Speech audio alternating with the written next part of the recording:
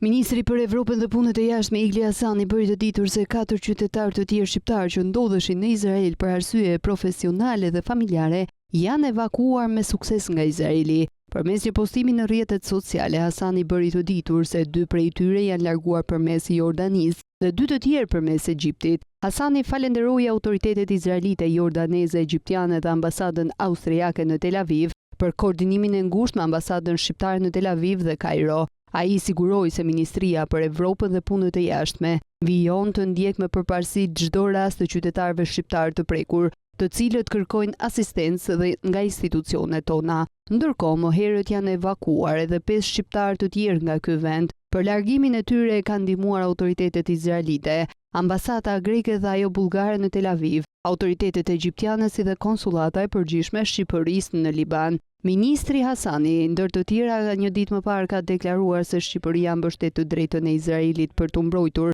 ndërsa shtoi se Irani do të duhet i përmbahet detyrimeve të tij dhe të ndalojë aktivitetet e tij bërthamore dhe raketat balistike.